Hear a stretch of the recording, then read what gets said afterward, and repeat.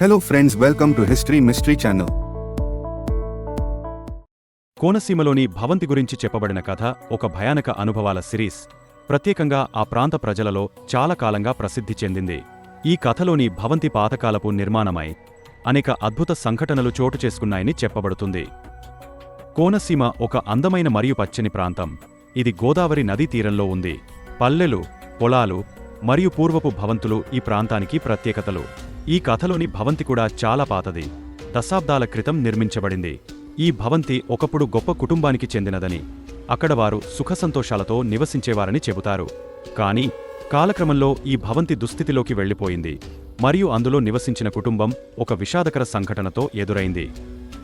ఈ భవంతిలో నివసించిన కుటుంబానికి చెందిన కొన్ని సభ్యులు అనూహ్యంగా చనిపోయారు మరియు తరువాత ఆ కుటుంబం అక్కడ నుంచి నిష్క్రమించవలసిన పరిస్థితి ఏర్పడింది. ఆ సంఘటన తరువాత భవంతి నిర్జనంగా మారింది. కొన్ని సంవత్సరాల తరువాత మరికొంతమంది ఈ భవంతిలో నివసించడానికి వచ్చారు, కాని వారి జీవితం కూడా నిశ్చింతగా ఉండలేదు. కొంతమంది కొత్త నివాసితులు రాత్రిపూట భవంతిలో విచిత్రమైన శబ్దాలు వినిపిస్తున్నాయని, తలుపులు ఎవరు లేకుండానే మూసుకోవడం మరియు తెరవడం జరుగుతున్నాయని చెప్పుకుంటారు. చీకటి వేళల్లో, పై అంతస్తులో ఎవరూ లేని సమయంలో పాదాల శబ్దాలు వినిపించడం వంటి అనుభవాలు చోటు చేసుకున్నాయి. కొన్ని కథల ప్రకారం ఆ కుటుంబంలో చనిపోయిన సభ్యుల ఆత్మలు ఇంకా అక్కడ ఉంటాయని, వారు ప్రశాంతంగా ఉండలేకపోతున్నారని చెబుతారు. ఆ రాత్రిపూట వారు భవంతి చుట్టుపక్కల సంచరిస్తారని, కొందరికి ఆకస్మికంగా ఆకారాలు కనిపిస్తాయని చెప్పే కథలు ఉన్నాయి. కొత్తగా నివసించిన వారు ఎక్కువ కాలం అక్కడ ఉండలేకపోయారు.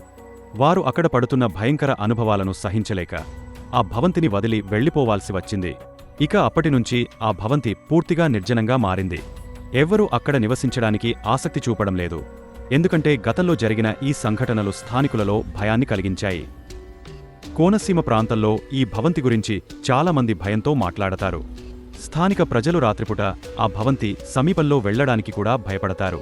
ఈ కథలు ఎక్కువగా నమ్మకాలపైనే ఆధారపడి ఉంటాయి, కాని కొన్ని అనుభవాలు వ్యక్తిగతమైనవి కావడంతో ఈ కథలకు వాస్తవికతను నిర్ధారించడం కష్టం. ఈ కథ కోనసీమలో ప్రసిద్ధి చెందిన భయానక కథలలో ఒకటి, మరియు ఇది ప్రజల భయానక అనుభవాలకు మార్గం చూపుతుంది. మరిన్ని విశేషాల కోసం మా ఛానల్ని దయచేసి సబ్స్క్రైబ్ చేయండి.